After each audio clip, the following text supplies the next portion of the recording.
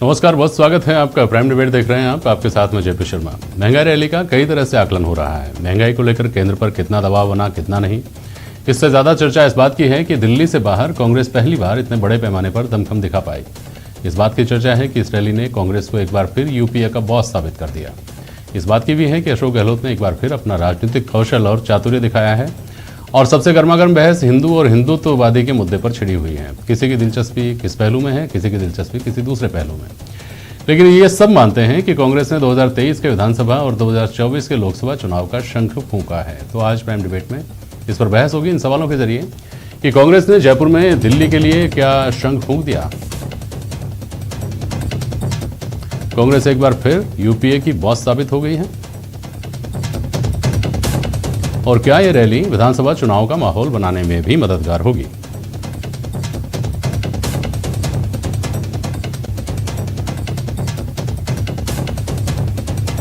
मिथिलेश जैमिनी साहब हैं हमारे साथ, वरिष्ठ पत्रकार। मुकेश पारिक साहब हैं, भारतीय जनता पार्टी के प्रवक्ता। स्वर्णिम चतुर्वेदी जी हैं, कांग्रेस के प्रवक्ता। और डॉक्टर वरुण पुरोहित हमारे साथ जुड़ रहे हैं, आप विचारक हैं, कांग्रेस विचारक। बहुत स्वागत है आप सभी का।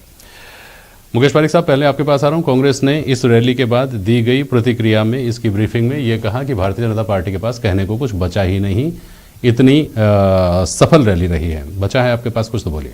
देखिए, वास्तविकता तो ये है जी कि इस रैली में कांग्रेस ने कुछ कहा ही नहीं। लोगों के समझ में ही नहीं आ रहा है कि इस रैली का नाम महंगाई हटाओ रैली थी। और जब अगर हम बात करते हैं राहुल गांधी के भाषण की, तो राहुल गांधी ने अपने पूरे भाषण के दौरान 4 बार महंगाई का और 40 बार हिंदुत्व का नाम बोला। तो इससे स्पष्ट हो जाता है कि रैली का इनका उद्देश्य क्या था। और ये इसमें साफ नजर आया कि उनका हिंदुत्व के बारे में, हिंदुओं के बारे में उनके क्या विचार हैं, वो भी उनके सामने आ गए। और मैं पहले इसी विषय पर बताना चाहूँगा, क्योंकि महंगाई की हटाओ रैली की बात करने वाली कांग्रेस आज प्रदेश में इस महंगाई को सब में ज़्यादा, अगर कोई महंगा प्रदेश है, चाहे वो पेट्रोल डीजल में, चाहे बिजली में, चाहे सेस लगाने में, वो राजस्थान है। तो इसलिए महंगाई की बात राजस्थान में आके करना ये कहीं भी न्यायोचित नहीं है। कांग्रेस के लिए ये उचित नहीं था।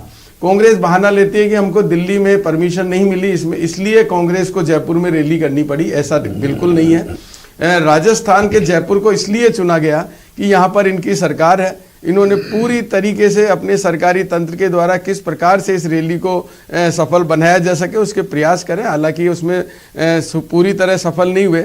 उल्टा जनता को, राजस्थान की जनता को इनकी रैली के कारण भुगतना पड़ा। सावे के दिन उन्होंने लगभग 1400 बसों को बुक कर दिया, कच्ची पर्चियां उनको दे दी गई, और जिसका कोई पेमेंट का या कोई डीजल का कोई ठिकाना नहीं था। ये सब मीडिया में छापा, उसका किसी कांग्रेस के नेता ने खंडन नहीं किया। देखिए, ये बार बार एक दावा और करते हैं भीड़ का कि हमने 2 लाख भीड़ जुटाई। इन्होंने 23,000 कुर्सियां बिछाई और 2 लाख की भीड़ का दावा करते रहे। खैर, ये भी इनकी जैसी है वो ये उसमें करें।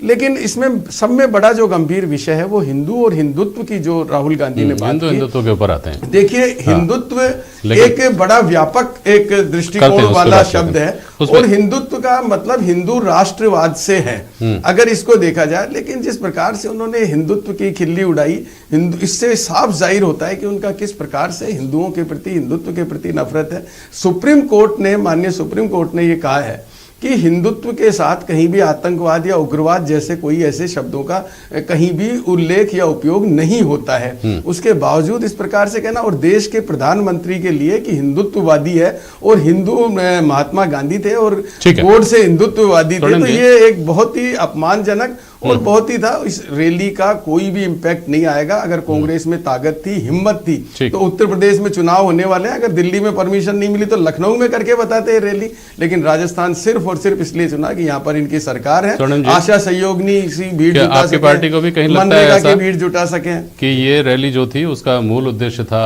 महंगाई को लेकर केंद्र सरकार को घेरना, लेकिन बहस छिड़ गई हिंदू और हिंदुत्व के मुद्दे पर, जो शायद आपकी पार्टी भी नहीं चाहती होगी। देखिए जेपी जी, बहस छेड़ी है भारतीय जनता पार्टी ने, जो महंगाई पर बहस करना ही नहीं चाहती, महंगाई का नाम नहीं लेना चाहती। इनके कोई नेता महंगाई की बात नहीं करता। 4 बार ही बोले हो महंगाई, तो 40 बार हिंदुत्व। चलिए, हमारी रैली में हम क्या बोलेंगे ये तो हम तय